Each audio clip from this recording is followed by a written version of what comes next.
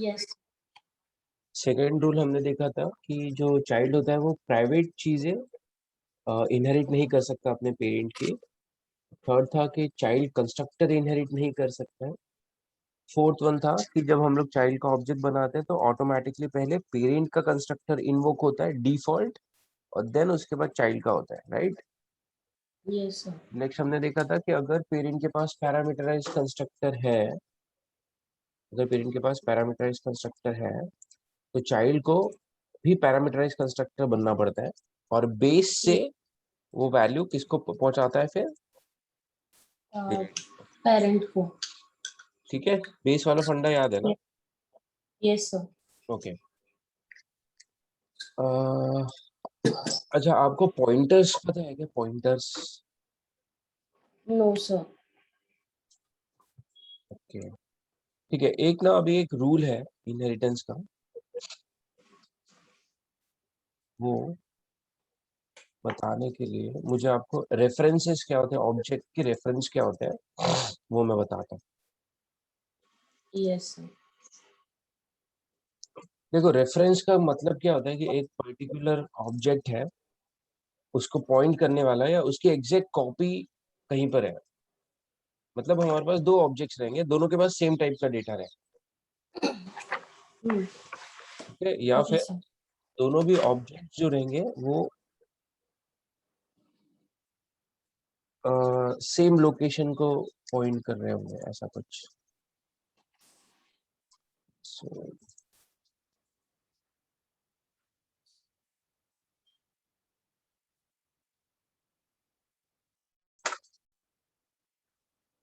मेरा वाईफाई बंद है यार, तो बहुत ये आ रही थी ना, बारिश आ रही है क्या उधर?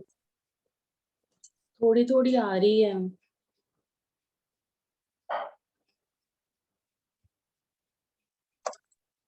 मेरा वाईफाई बंद हो गया।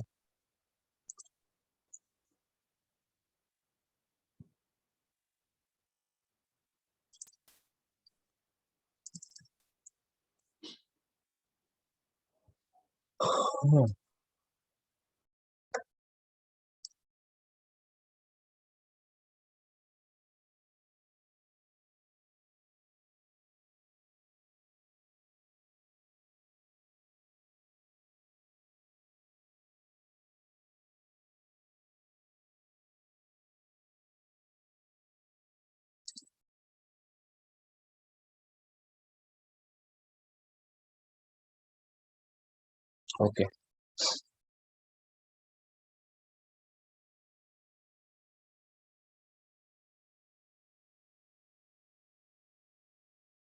मैंने यहाँ पर एक ऑब्जेक्ट बनाया, एक प्रोजेक्ट बनाया जिसका नाम मैंने ऑब्जेक्ट रेफरेंस डेमो ऐसा कुछ दिया हुआ है। अब ध्यान से देखना ना, ये जो अभी मैं बताऊंगा ये आगे जाके अपने को बहुत ही काम में आने वाला है।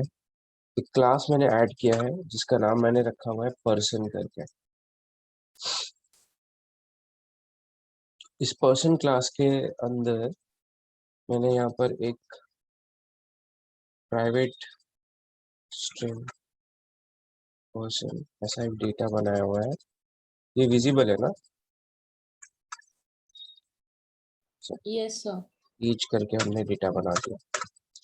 अभी इस एज को गेट सेट करने के लिए मैं इनके ऊपर कुछ प्रॉपर्टीज जनरेट कर देता हूँ।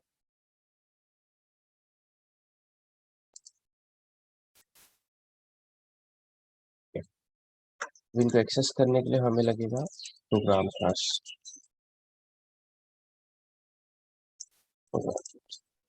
सर वो एज के ऊपर क्लिक करके प्रॉपर्टीज सिलेक्ट किया ना आपने? हाँ हाँ, मैंने प्रॉपर्टी, देखो इसको ओके। राइट क्लिक करके क्विक एक्शन रीफैक्टरिंग ऑप्शन आता है। हम्म। यहाँ पर फिर ऑप्शन आता है encapsulate the field with properties करके। सर एक बार और क्लिक करेंगे प्लीज। इसको एज पे। एज पे। एक मिनट, हाँ, राइट क्लिक किया मैंने, हाँ। सर एक minute.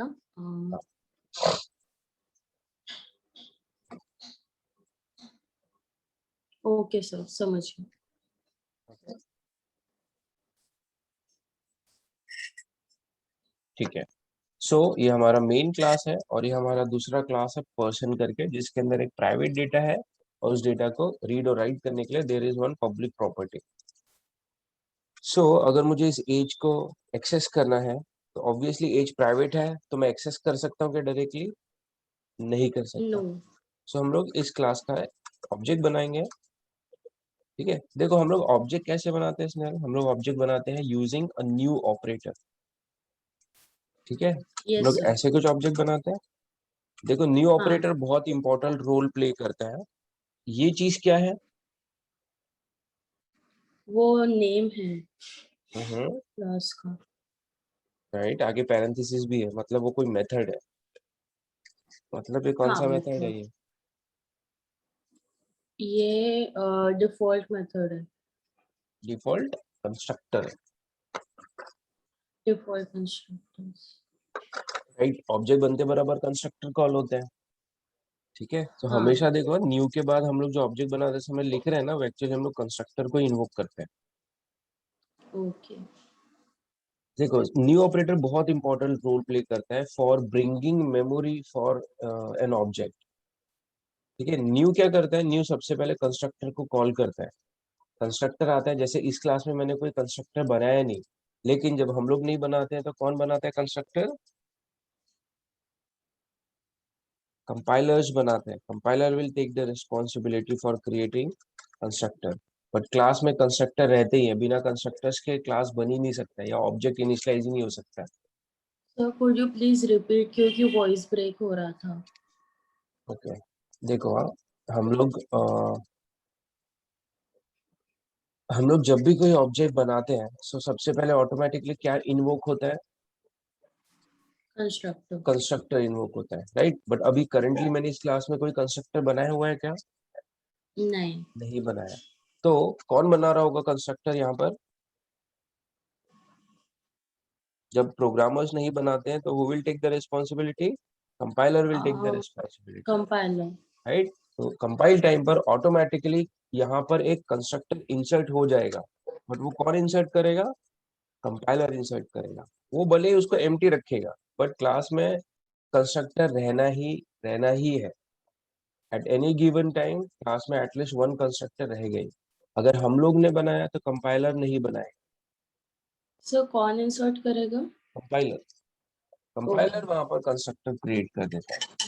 Okay, okay. But class में कंस्ट्रक्टर रहना कंपलसरी है। बिना कंस्ट्रक्टर्स के ऑब्जेक्ट क्रिएट नहीं हो सकते हैं, right. Yes sir. See what happens when we create an object? जब हम लोग कोई ऑब्जेक्ट बनाते हैं तो न्यू ऑपरेटर सबसे पहले कंस्ट्रक्टर को इन्वोक करता है। कंस्ट्रक्टर इन्वोक सर होने के बाद सर 1 मिनट सर।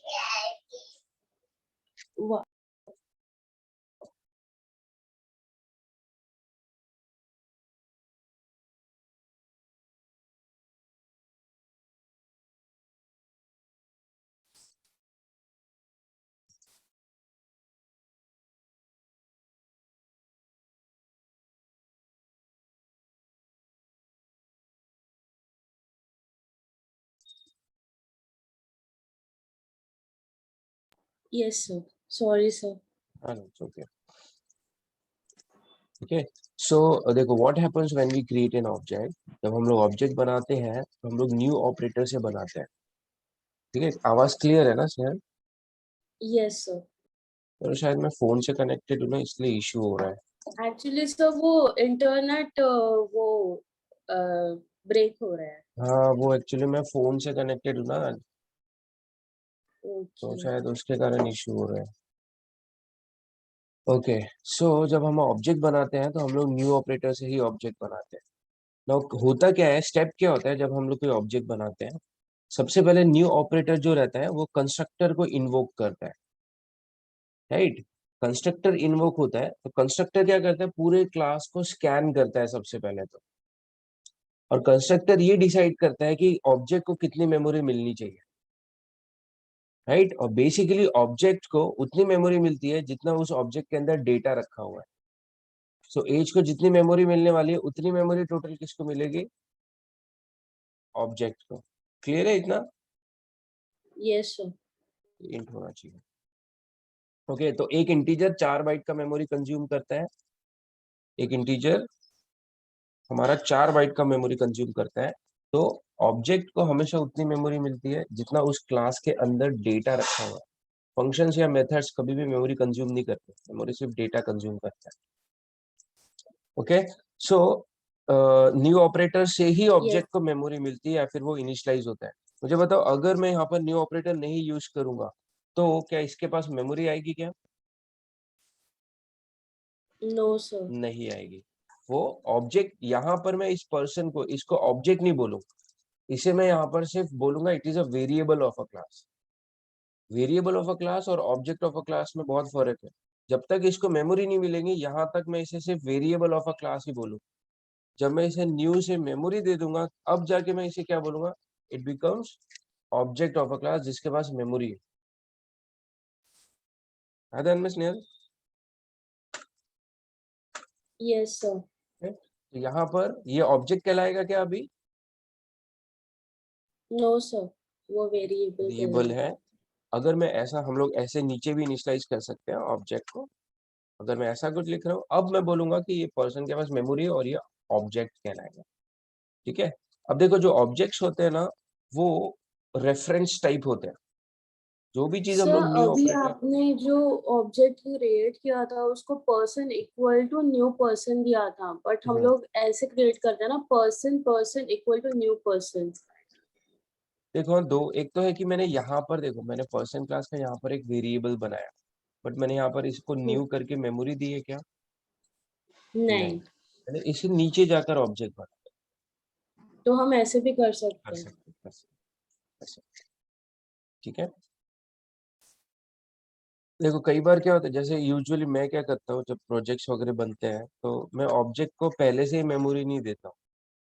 मैं पहले बना के रख देता हूँ फर्स्ट लाइन पे। जैसे सी सी प्रोग्रामिंग का एक रूल था कि वेरिएबल्स हमेशा फर्स्ट लाइन पे बनने चाहिए। सी शार्प में आप वेरिएबल कहीं पे भी बना सकते हैं, बट वो हैबिट है सी वाली, तो मैं सारे वेरिएबल जितने भी लगते हैं उनको फर्स्ट लाइन पे ही डिक्लेयर करता हूँ। अब मैंने फर्स्ट लाइन पे पर्सन बना दिया बट इसको मेमोरी नहीं दी, हो सकता है यहाँ पर जाके मेरा कोड फट गया हो, एरर आ गया हो कोड में, तो वो फालतू मेमोरी लेके बैठा रहेगा। इसलिए जब जरूरत है तब उसको इनिशियलाइज करता हूँ। और it is good habit for of creating all the variables on the first line, पहले ही बना। ओके, सो हम लोग ऐसा भी कर सकते हैं, हम लोग ऐसे इनिशियलाइज कर सकते हैं। ओके, नाउ सी देखो कैसा है कि ऑब्जेक्ट को मेमोरी लाने का काम करता है न्यू ऑपरेटर, क्योंकि न्यू ऑपरेटर ही कंस्ट्रक्टर को इन्वोक करता है, कंस्ट्रक्टर ही क्लास को स्कैन करता है और ये डिसाइड करता है उस क्लास में कितना डेटा है, उतना डेटा फिर हमारे ऑब्जेक्ट को इनिशियलाइज होके मिल जाता है। ठीक है, देखो होता क्या है पता है, ऑब्जेक्ट्स हमेशा रेफरेंस, आवाज आ रहा है ना स्नेहा? यस आ रहा है। हाँ, सी ऑब्जेक्ट्स जो होते हैं ना वो हमेशा रेफरेंस टाइप होते हैं। रेफरेंस टाइप मतलब जो हमेशा किसी ना किसी को पॉइंट कर रहे हैं या रेफर करते हैं। सी क्या होगा, जब ये क्लास का ऑब्जेक्ट बनेगा, ये क्लास के अंदर कंस्ट्रक्टर पे आएगा, कंस्ट्रक्टर ये देखेगा क्लास में एक डेटा है, तो तुरंत वहां पर इस डेटा को एक मेमोरी मिल जाएगी। सपोज ये मेरा एज है और ये सपोज का मेमोरी एड्रेस है, रैम में ये एज जहां पे मेमोरी में स्टोर हुआ है ये सपोज उसका एड्रेस है या मेमोरी लोकेशन है। इतना समझ में आ रहा है? Yes sir. ओके, सो होगा क्या कि जैसे ही हम लोग ऑब्जेक्ट बनाते हैं, ऑब्जेक्ट बनाने के बाद कंस्ट्रक्टर जाता है और इस एज को एक मेमोरी अलोकेट कर देता है। सपोज उस मेमोरी का लोकेशन है 1000 और ये मेमोरी का लोकेशन फिर वो लाकर किसको दे देता है, हमारे ऑब्जेक्ट को दे देता है।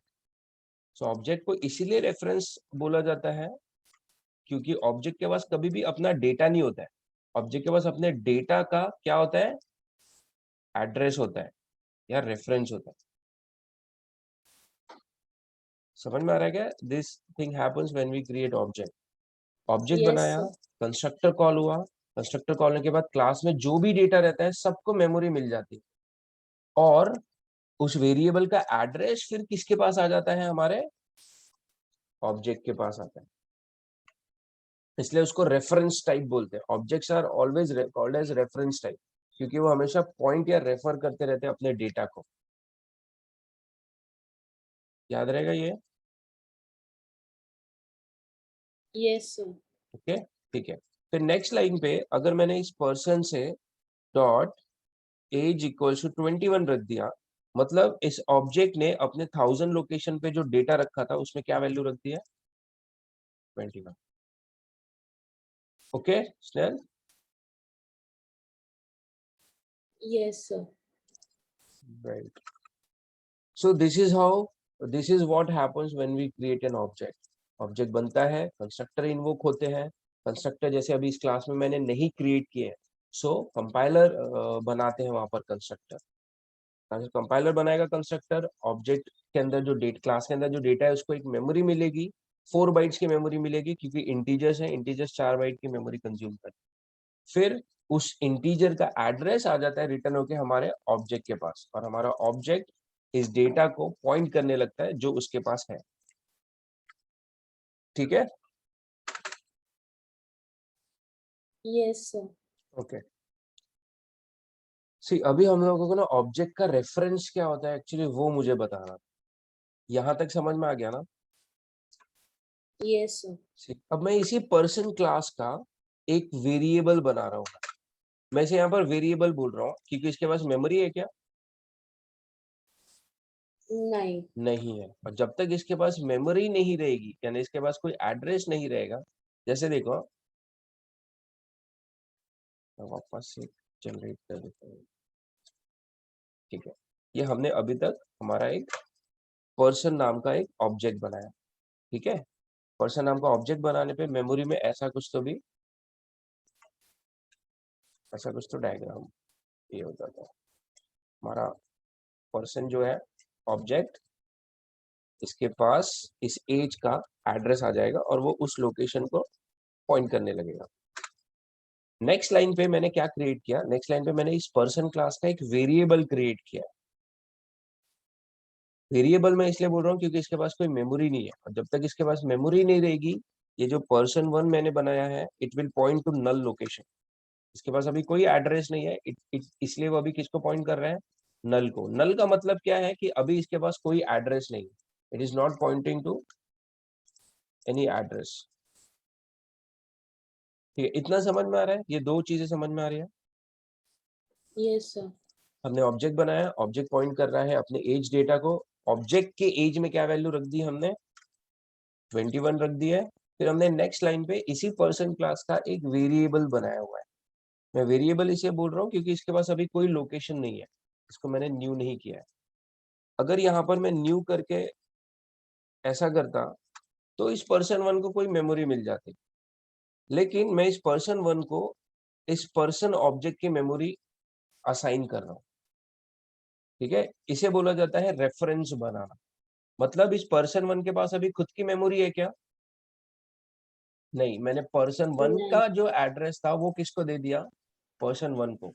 मतलब पर्सन 1 किसको पॉइंट कर रहा है? एज। एज का लोकेशन सपोज यहाँ 10,000 है, यही 10,000 लोकेशन मैंने किसको असाइन कर दिया? Person Person 1. 1 को। अब पर्सन 1 भी सेम लोकेशन को पॉइंट करने लगेगा जो कि हमारा ऑब्जेक्ट पॉइंट कर रहा है। मतलब हमारे ऑब्जेक्ट के पास जो एज नाम का डेटा है जिसमें वैल्यू 21 है, इस सेम लोकेशन को कौन पॉइंट कर रहा है? Person Person 1. 1। ठीक है, तो इसीलिए ऐसे सिचुएशन में हम लोग पर्सन 1 को बोलेंगे it is a reference of this object person. ये इस पर्सन ऑब्जेक्ट को रेफर कर रहा है या फिर उसका रेफरेंस है। रेफरेंस वो चीजें होती है, रेफरेंस वो वेरिएबल होते हैं जिनके पास कभी भी खुद का मेमोरी नहीं होता है, वो खुद का डेटा भी नहीं होता इनके पास। ये हमेशा उस ऑब्जेक्ट का डेटा यूज करते हैं जिनको वो रेफर कर रहे हैं। ठीक है, जैसे पर्सन 1 के पास खुद का कभी एज नहीं है, वो किसके एज को एक्सेस करेगा? सेम पर्सन के एज को एक्सेस करेगा जिसको वो रेफर कर रहा है। मतलब अच्छा मेरे को यहाँ पर बताओ, यहाँ पर आउटपुट क्या आएगा?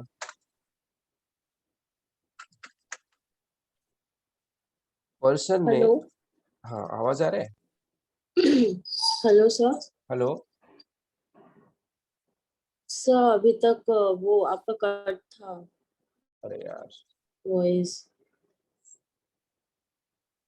आपने बोला था, क्या बोला था आपने? बस अच्छा ये पर्सन 1। हाँ, इतना बता था। अच्छा देखो, पर्सन वन एक रेफरेंस है। रेफरेंस वो होते हैं जिनके पास कभी भी खुद का डेटा या खुद की मेमोरी नहीं होती है, वो हमेशा दूसरे ऑब्जेक्ट को रेफर करते हैं, दूसरे ऑब्जेक्ट को पॉइंट करते हैं। ठीक है, तो ये पर्सन, अभी आवाज आ रहा है ना? Yes sir. हाँ, ये जो पर्सन वन है हमारा, इसके पास खुद की मेमोरी नहीं है। पर्सन वन को मैंने किसकी मेमोरी असाइन कर दिया है? दूसरे पर्सन ऑब्जेक्ट पर्सन की।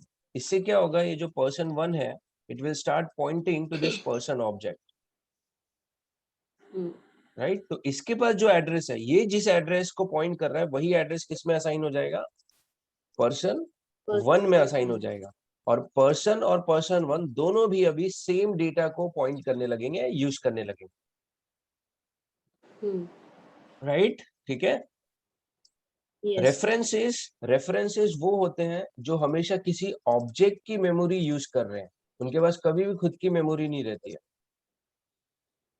राइट? अल्टीमेटली मैं ऐसा बोल सकता हूँ कि पर्सन वन जो है वो सेम उसी डेटा को एक्सेस करेगा जो डेटा ये ऑब्जेक्ट एक्सेस कर रहा है, यस राइट? मतलब कि मैंने बस एक ऑब्जेक्ट की कॉपी बना दी है दूसरे जगह पर। अब देखिए, जब मैंने ऑब्जेक्ट बनाया था, ऑब्जेक्ट में एज की वैल्यू क्या रख दी थी मैंने? 21 21। सो जब मैं यहाँ पर ऑब्जेक्ट एज को प्रिंट करेगा, जब वो अपने गेटर को कॉल करेगा, तो फिर एज की वैल्यू यहाँ पे 21 प्रिंट होनी चाहिए। यस ओके, सिमिलरली अगर मैंने पर्सन वन को रेफर कर दिया है, यानी पर्सन वन रेफरेंस बन गया है, रेफरेंस वेरिएबल बन गया है इस पर्सन ऑब्जेक्ट का, तो पर्सन वन जब एज को एक्सेस करेगा, तो पर्सन वन एज की वैल्यू क्या प्रिंट करेगा यहाँ पर?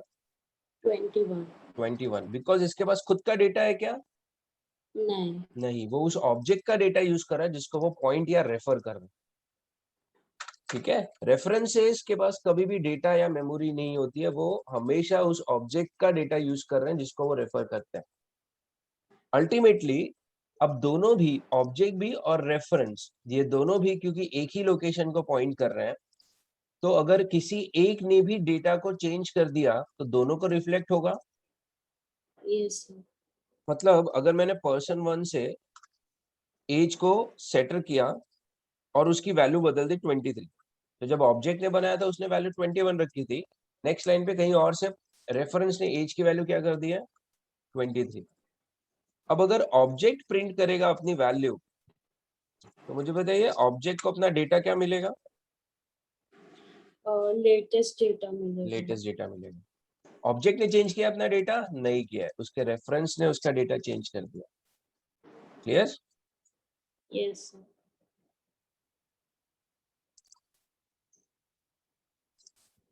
इसको एक बार हम लोग रन कर देते हैं।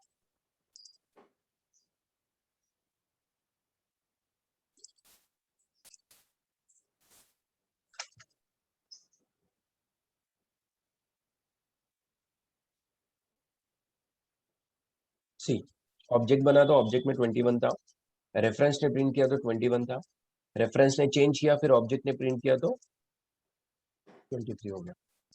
इतना समझ में आया? Yes sir. ओके, अब देखो ये रेफरेंसेस कहाँ पे यूज होते हैं, जैसे कि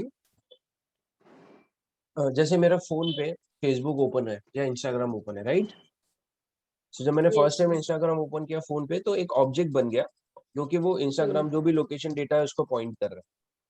फिर मैंने अपना इंस्टाग्राम सपोज लैपटॉप में ओपन किया, I am already logged in to Instagram on my phone.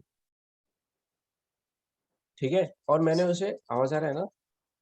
Yes sir. हाँ, और फिर मैंने फेसबुक और सपोज मैंने इंस्टाग्राम अपने लैपटॉप पे भी ओपन कर दिया।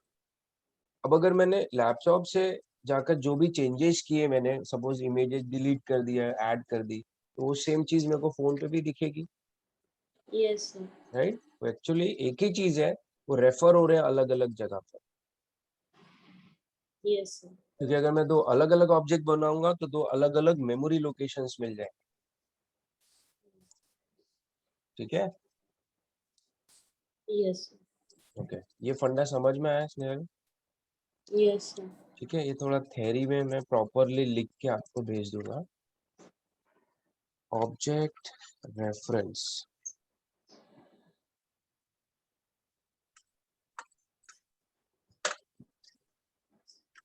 ओके, और ये जो कोड है ये भी मैं समझ।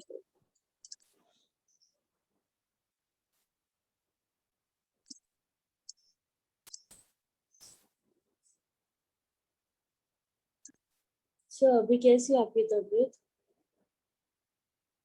यार वो वीकनेस तो है यार, वो बॉडी जो है ना हम्म, यार, बहुत भी पहले जैसा नहीं फील होता, वो एकदम एनर्जेटिक से करके। बराबर। एक साल तो भी लगता है सर रिकवरी के लिए। मैंने थोड़ा पढ़ा वगैरह तो 3 महीने तो रहता ही है, बिकॉज अपना इम्यून सिस्टम बिगड़ जाता यस सर। है। तो हमको लास्ट ईयर हुआ था सितंबर में। इसको बट उसके मुझे ओके। बट उसके बाद में जो मेरी बॉडी चेंज हुई है, मतलब अभी पहले तो कुछ प्रॉब्लम नहीं होता था अगर कोई अगरबत्ती या कुछ भी लगती है। हम्म। बट अभी अगर कुछ भी लगता है ना सर, तो उसका इफेक्ट ऐसा है कि मुझे अभी भी प्रॉब्लम होता है। हाँ छींके स्टार्ट हो जाती है। पहले नहीं होता था ऐसा कुछ भी। हाँ एग्जैक्टली, अपना इम्यून सिस्टम बिगड़ जाता है। वैसा भी हो रहा है, जैसे अभी कंटिन्यूअस मैंने क्लास लिया 2 घंटा या 3 घंटा का, तो 5 मिनट के लिए फिर मेरा ऐसा सर घूमने लगता है। हाँ, आंखें पेन करेगी। मतलब ओवरऑल आपका बॉडी हाँ चेंज हो जाती है। एग्जैक्टली यार, करना पड़ेगा यार अच्छा कुछ तो भी।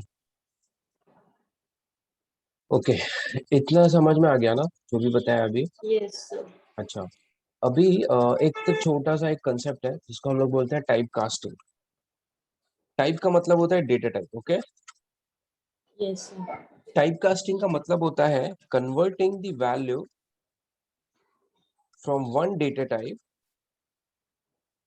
Into another data type.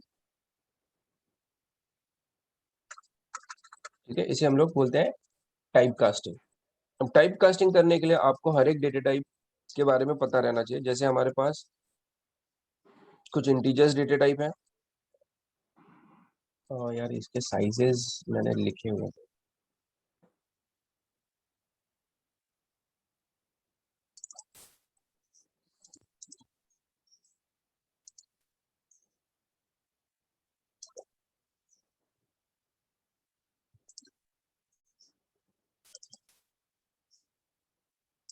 Data type वाली फाइल में ये वाला कोड।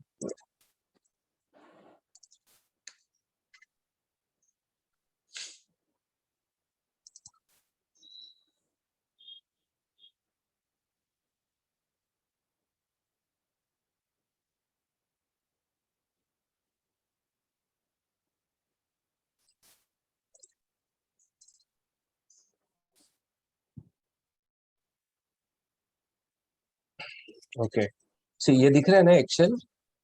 Yes sir. ओके, सी हमारे पास इतने सारे डेटा टाइप्स हैं सी शार्प में। पहले इंटीजर्स, इंटीजर्स वो होते हैं जिसमें डेसिमल वैल्यूज नहीं आती। Okay sir. ओके, जैसे बाइट हो गया, शॉर्ट हो गया, इंट हो गया, लॉन्ग हो गया। शॉर्ट बाइट हो गया, साइन बाइट हो गया, अनसाइन शॉर्ट हो गया, अनसाइन इंट, अनसाइन लॉन्ग हो गया। सबसे बड़ा जो डेटा टाइप है वो हमारे पास लॉन्ग है। यू लॉन्ग का मतलब होता है अनसाइन। अनसाइन डेटा टाइप्स ऐसे डेटा टाइप्स होते हैं जिनमें आप नेगेटिव वैल्यूज नहीं स्टोर कर सकते। Yes sir. ओके, फिर फ्लोटिंग टाइप्स में दो आते हैं, तीन आते हैं, फ्लोट, डबल, डेसिमल। ठीक है, फिर ये बुलियन टाइप है, फिर कैरेक्टर टाइप है, रूट टाइप्स है। इतने हमारे पास कुछ डेटा टाइप्स है। अब टाइप कास्टिंग का मतलब क्या होता है, जैसे कि अच्छा ये सर स्टेटमेंट रूट करेक्ट है। टाइप में क्या आता है? रूट हमारा, रूट टाइप मतलब हमारा ऑब्जेक्ट टाइप। ओके। ऑब्जेक्ट जो है ना, ऑब्जेक्ट एक्चुअली सबसे बड़ा डेटा टाइप है। ऑब्जेक्ट एक ऐसा डेटा टाइप होता है जो कौन से भी टाइप के वैल्यू अपने अंदर रख सकता ओके सर। है। इंटीजर वैल्यू भी स्टोर कर सकता है, फ्लोट भी। ठीक है, सारे जो डेटा टाइप्स है सब इसी से इनहेरिट हुए। ओके, आवाज आ रहा है? Yes sir. ओके, अच्छा मुझे बताओ कि ये स्टेटमेंट करेक्ट है क्या?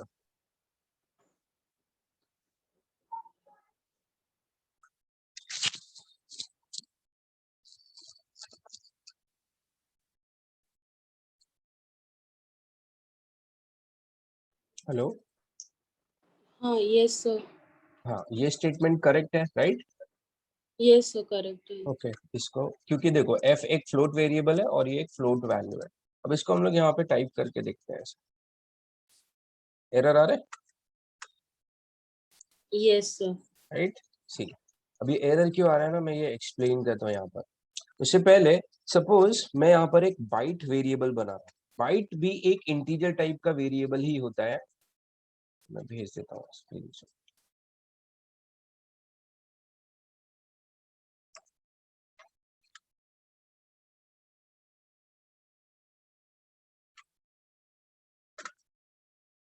क्योंकि हमारे डेटा टाइप्स, सी बाइट भी एक इंटीजर टाइप ही होता है वेरिएबल, बट वो थोड़ा साइज में छोटा रहता है, वो सिर्फ 1 बाइट का होता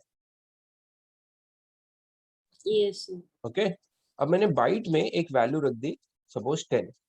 फिर नेक्स्ट लाइन पे मैंने एक इंटीजर वेरिएबल बनाया n, और उसमें मैंने इस बाइट b वेरिएबल की वैल्यू स्टोर कर दी। ठीक है, सो मैंने एक बाइट डेटा टाइप की वैल्यू एक इंटीजर डेटा टाइप में स्टोर किया। इस कंसेप्ट को बोला जाता है टाइप कास्टिंग। बेसिकली यहाँ पे मैं टाइप कन्वर्जन ही कर रहा हूँ ना, मैं एक एक बाइट एक दूसरे डेटा टाइप की वैल्यू मैं एक दूसरे डेटा टाइप में स्टोर कर रहा हूँ। इतना ठीक है? Yes sir. ओके,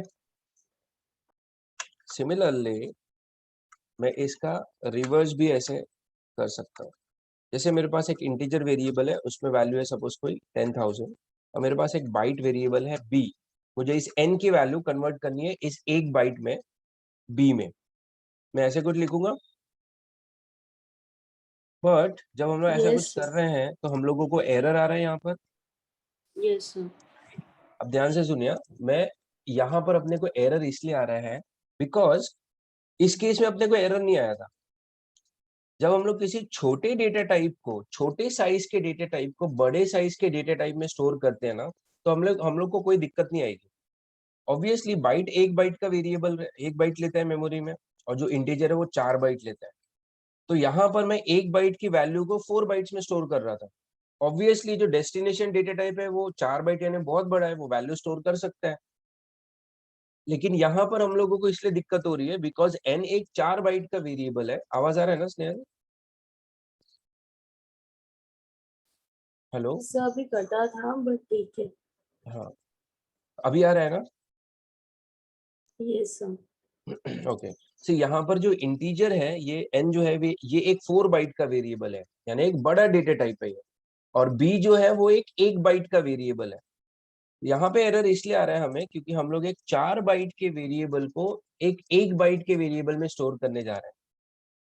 आया ध्यान में? Yes sir. ओके, सो ये कन्वर्जन पॉसिबल हो रहा है क्या अभी? नहीं हो रहा है। नहीं। तो यहाँ पर हम लोगों को टाइप कास्टिंग करनी पड़ती है एक्सप्लिसिट। सी, जो टाइप कास्टिंग होती है वो 2 टाइप की होती है। पहली होती है इम्प्लिसिट और दूसरी होती है एक्सप्लिसिट। इम्प्लिसिट वो टाइप कास्टिंग होती है जो कंपाइलर्स ऑटोमेटिकली कर लेते हैं, राइट? जैसे कि यहाँ पर हो रहा है, छोटे डेटा टाइप बड़े डेटा टाइप में जा रहा है, बाइट इंटीजर में जा रहा है, कंपाइलर ऑटोमेटिकली उसको कर ले रहा है। This is implicit type casting.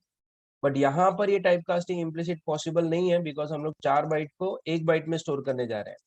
यहाँ पर हम लोग को खुद खुद करनी पड़ती है टाइप कास्टिंग। इसको बोला जाता है एक्सप्लिसिट। इम्प्लिसिट का मतलब होता है व्हेन कंपाइलर कन्वर्ट्स ऑटोमेटिकली, और एक्सप्लिसिट का मतलब होता है कि when programmer has to convert manually, programmer has to convert. Okay, अब कैसे करेंगे टाइप कास्टिंग? टाइप कास्टिंग के लिए हम लोगों को ब्रैकेट लगा के यहाँ पे उस डेस्टिनेशन डेटा टाइप का नाम लिखना पड़ता है जिसमें वैल्यू कन्वर्ट करनी है। ये सिंटैक्स है टाइप कास्टिंग का। स्नेहल आवाज आ रहा है ना मेरा? यस आ रहा है। ओके, ये समझ में आया टाइप कास्टिंग? Yes sir. ठीक है, सो सर दिस जैसे इज टाइपकास्टिंग करते हैं वैसे वेट भी होता है ना, इम्प्लिसिट एंड एक्सप्लिसिट वेट। क्या? वेट? हाँ।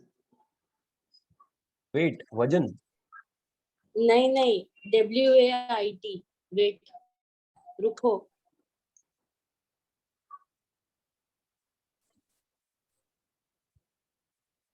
हेलो। हाँ, WA IT। वेट। अच्छा यार, ये वेट तो थ्रेडिंग का मेथड है यार। ओके। थ्रेड क्लास का है। ये बेसिकली दूसरे थ्रेड्स का वेट करता है आने का एक पर्टिकुलर यस, गिवन टाइम तक। उसमें भी रहेगा ना सर ये इम्प्लिसिट वेट, एक्सप्लिसिट वेट।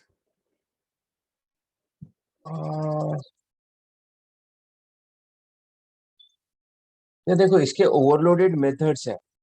एक रहता है वेट जो इनफाइनाइट टाइम तक वेट करता है, एक रहता है जिसमें हम लोग शायद कुछ टाइम दे सकते हैं कि इतने सेकंड या इतने मिनट्स तक वो वेट करे। ऐसा कुछ तो भी यस रहता है सर। वो। सो अगर कोई यस सर। पर्टिकुलर थ्रेड अपना काम करके आया नहीं वापस, तो हम लोग उसको अबॉर्ट कर देते हैं कि कहीं वो फंस गया है सपोज। ठीक है। सो ऐसे कुछ फंडे हैं वेट के। वेट रहता है, फिर एक शायद नोटिफाई रहता है थ्रेडिंग का, एक रहता है स्लीप, ऐसे कुछ रहता है। बट इम्प्लिसिट एक्सप्लिसिट वेट ऐसा तो मैंने नहीं सुना।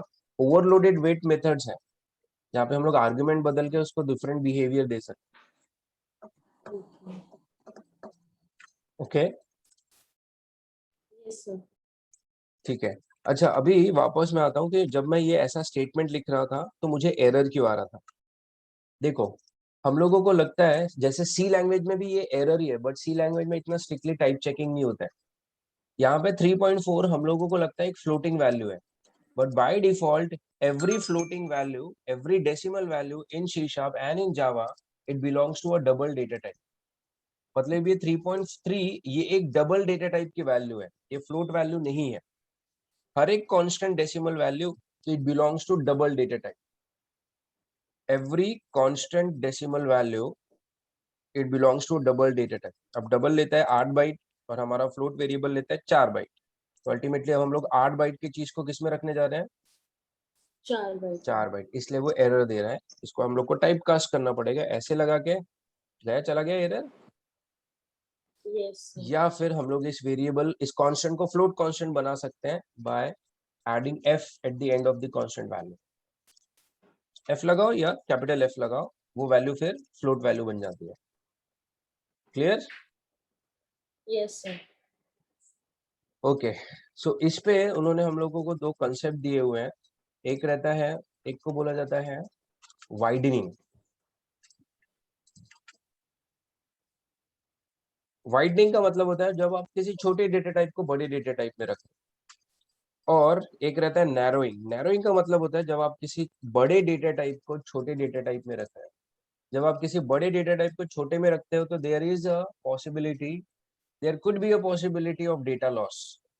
जैसे आप एक 4 बाइट की चीज को 1 बाइट में स्टोर करोगे तो ऑब्वियसली 3 बाइट मिस होने के चांसेस होते हैं, राइट? Yes sir. ओके, ये समझ में आ रहा है? बड़ा डेटा टाइप, छोटा डेटा टाइप। Yes sir. ठीक है। अच्छा, अभी इनहेरिटेंस आप लोग को याद है? Yes sir. इनहेरिटेंस में क्लासेस क्या होते हैं? Classes are nothing but data type, they are user defined data type, right? Hmm. अब मुझे बताइए कि क्लास, और जब हम लोग किसी क्लास का एक ऑब्जेक्ट बनाते हैं तो हम लोग एक्चुअली उस क्लास का कोई वेरिएबल बना रहे हैं या रेफरेंस बना रहे हैं। तो मुझे बस यस ये सर। जानना है कि क्लास पेरेंट और चाइल्ड में से बड़ा डेटा टाइप कौन सा होगा? पेरेंट। पेरेंट बड़ा डेटा टाइप होगा, यस सर। बराबर है। मतलब ही ये मैंने चाइल्ड का ऑब्जेक्ट बनाया, उस पब्लिक वॉइड शो। ध्यान से देखना। सर आपने अभी बोला in inheritance we create classes, they are what, user defined. Data आपने टाइप, क्या? Okay. Classes are data type but they are user defined. ठीक ओके। है। देखो इंट, और अभी सपोज मैंने कोई पर्सन बनाया क्लास, दोनों में कोई फर्क नहीं है। ये भी एक डेटा टाइप है, ये भी एक डेटा टाइप है। इसको यूज करने के लिए भी वेरिएबल बनाना पड़ेगा, इसको यूज करने के लिए भी वेरिएबल बनाना पड़ेगा। बट हम लोग इसको न्यू देके मेमोरी देते हैं, इसलिए इसको ऑब्जेक्ट बोलते हैं। दोनों में कोई फर्क नहीं है। ये प्री डिफाइन, ये ऑलरेडी लैंग्वेजेस में बना हुआ डेटा टाइप है, ये हम लोग खुद बना रहे हैं हमारे पर्पस के लिए, इसलिए ये यूजर डिफाइंड डेटा टाइप होगा। क्लियर? यस। ओके, सो देखो ये डायग्राम देखो और मुझे बताओ ये समझ में आया इतना? पक्का? Yes sir. सिर्फ इनहेरिटेंस किया, पेरेंट के पास एक मेथड है शो और चाइल्ड के पास एक मेथड है डिस्प्ले। यार ये जावा ना मेरा पूरा बदल रहा है सब। ओके, ये अपना पब्लिक स्टैटिक वॉइड मेन ऐसा कुछ तो भी लिखा हुआ है, इसे शॉर्ट में लिख रहा हूँ। देखो रूल है एक, मैं जो रूल यस। बताने वाला था ना मैं बस वही बता रहा हूँ, ठीक है? ओके, सी एक पेरेंट है, इसके पास शो मेथड है, सपोज कुछ कोड लिखा होगा यहाँ, एक डिस्प्ले मेथड है, इसमें भी सपोज कोई कोड लिखा होगा। यहाँ पे मैंने इस चाइल्ड क्लास का ऑब्जेक्ट बनाया। अब क्योंकि ये चाइल्ड है तो मुझे बताओ ये चाइल्ड शो को भी एक्सेस कर सकता है, जो उसके पेरेंट का है वो पेरेंट को इन्वोक कर सकता है, और ये चाइल्ड डिस्प्ले को भी इन्वोक कर सकता है, ये हमने ऑलरेडी देखा हुआ है। ठीक है? Yes sir. ओके, अब मुझे बताइए क्या मैं ऐसा लिख सकता हूँ?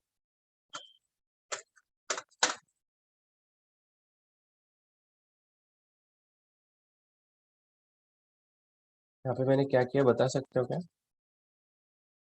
यहाँ पे मैंने बेसिकली चाइल्ड का जो ऑब्जेक्ट है वो किस में असाइन कर दिया? मैंने एक पेरेंट के वेरिएबल में असाइन कर दिया, वेरिएबल में। बराबर है? अब क्वेश्चन आता है कि आप चाइल्ड का ऑब्जेक्ट किसी पेरेंट के ऑब्जेक्ट में रख सकते हो क्या? हम लोग रख सकते हैं, क्योंकि हमने अभी ऑलरेडी टाइप हाँ। कास्टिंग देखी है। मैं एक छोटे डेटा टाइप को एक बड़े डेटा ओके। टाइप में रख सकता हूँ। हम लोग बाइट को इंटीजर में यस। रख सकते हैं, फ्लोट को डबल में रख सकते हैं, ठीक है? अब सर क्लासेस बट में भी देन वो पेरेंट का डेटा हम लोग एक्सेस कर सकते हैं कि उसके बाद में अगर ये प्राइवेट है तो? नहीं, प्राइवेट चीज तो देखो कैसा है कि जो ये तो चाइल्ड है, चाइल्ड पॉइंट कर रहा है कि अपने पेरेंट को? नहीं, यहाँ पर पेरेंट किसको पॉइंट कर रहा है? अपने चाइल्ड। चाइल्ड को, बराबर है? सो अपना अगर डायग्राम देखिए तो हमारा डायग्राम ऐसा है, देखो ये शो है जो पेरेंट का रखा हुआ है, ये डिस्प्ले है जो मेथड है जो ये चाइल्ड का है।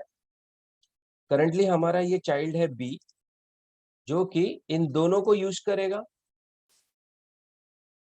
चाइल्ड खुद के मेथड को तो यूज करता ही है, साथ साथ में क्योंकि ये इनहेरिट कर रहा है तो ये जो चाइल्ड है ये पेरेंट के मेथड को भी यूज करेगा, बराबर है? Yes sir. ठीक है, अब हमने बस क्या किया यहाँ पर, हमने पेरेंट को, it is possible in inheritance, inheritance में पॉसिबल है कि पेरेंट अपने चाइल्ड को पॉइंट करे या पेरेंट अपने चाइल्ड का रेफरेंस रहे। अब parent can refer to its child. अब ये जो पेरेंट है ये अभी किसको रेफर कर रहा है? अपने ही चाइल्ड को, राइट? Yes sir. ओके, मतलब ये जो ऑब्जेक्ट ए है वो अभी किसकी मेमोरी शेयर कर रहा है? अपने ही चाइल्ड की, राइट? Yes sir. जैसे हमने अभी रेफरेंस वाले में देखा था, यहाँ पे पर्सन वन किसकी मेमोरी शेयर कर रहे हैं अभी? पर्सन की। पर्सन की, ओके। Okay sir, right? समझ गए। पर्सन इसकी मेमोरी शेयर कर रहा है, तो इसके पास अभी खुद की मेमोरी नहीं है, ये किसकी मेमोरी शेयर कर रहा है? इस पर्सन। ऑब्जेक्ट पर्सन की। तो पर्सन के बाद जो भी चीज रहेगी, डेटा, फंक्शन, सब ये यूज कर रहा था, यस सर। राइट? सिमिलरली क्या ये पेरेंट अभी जो अपने चाइल्ड की पूरी मेमोरी एक्सेस कर रहा है, वो पेरेंट शो, डिस्प्ले दोनों को कॉल कर सकता है फिर, यस सर। राइट? ठीक है, टेक्निकली ऐसा होना चाहिए, बट अपने को यहाँ पर एक एरर आएगा। ठीक है, देखो ये पेरेंट शो को तो कॉल कर लेगा, भले इसके पास चाइल्ड की मेमोरी है, वो शो को तो कॉल कर लेगा क्योंकि शो अल्टीमेटली किसका मेथड है? पेरेंट ये। Class, yes class sir. Parent का मेथड है ये, है यस ना? सर। लेकिन ये जो पेरेंट है वो बी के डिस्प्ले को नहीं कॉल कर पाएगा। तो डिस्प्ले को इसलिए नहीं कॉल कर पाएगा बिकॉज अकॉर्डिंग टू इनहेरिटेंस, हमने पढ़ा है इनहेरिटेंस में क्या पेरेंट अपने चाइल्ड के मेथड्स को कॉल कर सकते हैं? नहीं। नहीं। ठीक है, देखो मेरे को इस रूल में दो चीजें बतानी थी। पहली चीज तो मुझे ये बतानी थी कि इट इज पॉसिबल कि कोई पेरेंट अपने चाइल्ड की मेमोरी यूज कर रहा हो, बट दूसरा पॉइंट ये बताना है कि फिर भी वो पेरेंट अपने चाइल्ड की चीजें या मेथड्स को एक्सेस नहीं कर सकता, क्योंकि इनहेरिटेंस के हिसाब से पेरेंट चाइल्ड को कॉल नहीं कर सकते। आप इसको ऐसा याद रखना कि जैसे एक पेरेंट है वो अपने चाइल्ड के घर पे जाके रह रहा है, एक फादर है वो अपने पेरेंट चाइल्ड के घर पे रह रहा है, लेकिन वो फादर को उसके चाइल्ड की चीजें यूज करने के लिए अलाउ नहीं है। Clear? Hello sir one doubt हाँ सर, ये जो यहाँ पे आपने कॉल किया है A.show, आपने उसको क्या बोला? Parent can use child's reference. यार parent okay can use child's memory. Child's parent okay child के घर पे रह रहा है, उसके घर की मेमोरी यूज कर रहा है, लेकिन फिर भी वो पेरेंट अपने चाइल्ड की चीजें एक्सेस नहीं कर सकता। ओके यहाँ पर ये पेरेंट शो को कॉल कर रहा है, क्यों? क्योंकि शो अल्टीमेटली किसका मेथड है? पेरेंट का पेरेंट का। और ये रेफरेंस भी पेरेंट है, तो वो उसको कॉल करेगा, बट डिस्प्ले को नहीं कॉल करेगा, क्योंकि डिस्प्ले अल्टीमेटली किसका मेथड है? चाइल्ड का। और भले ही पेरेंट को आप अपने चाइल्ड की मेमोरी दे दो, उसका रेफरेंस बना दो चाइल्ड का, फिर भी वो पेरेंट डिस्प्ले को यानी चाइल्ड के मेथड्स को एक्सेस नहीं कर सकता। क्लियर है? यस अब मुझे बताओ, नॉर्मल अगर मैंने ऑब्जेक्ट बनाया पेरेंट का, क्या वो कॉल कर सकता है चाइल्ड की चीजें? नहीं नहीं, पेरेंट का ऑब्जेक्ट नहीं कर सकता। तो अब क्वेश्चन ये आता है कि ये फिर उल्टा करके रेफरेंस देके फिर एक्सेस क्यों कर रहे हैं? वैसे भी तो नहीं कर रहा था। हाँ, नॉर्मल मैं ऑब्जेक्ट। यही पूछ रही थी, हाँ यही मुझे डाउट आया था। राइट, नॉर्मल पेरेंट जो रहता है वो तो वैसे भी चाइल्ड की चीजें एक्सेस नहीं कर सकता। यहाँ पर चाइल्ड का यस रेफरेंस बना के फिर एक्सेस करने जाओ तो भी नहीं कर रहा है ना? हम्म ये मैंने इसीलिए बताया देखो, आगे जाके हम लोग एब्स्ट्रैक्ट क्लासेस, इंटरफेसेस ये पढ़ने वाले हैं। इन क्लासेस के ऑब्जेक्ट नहीं बन सकते। ओके तो ऐसे टाइम पे हम लोग उनके चाइल्ड की मेमोरी देके फिर चाइल्ड से पेरेंट, पेरेंट फिर चाइल्ड की चीजें एक्सेस करेगा।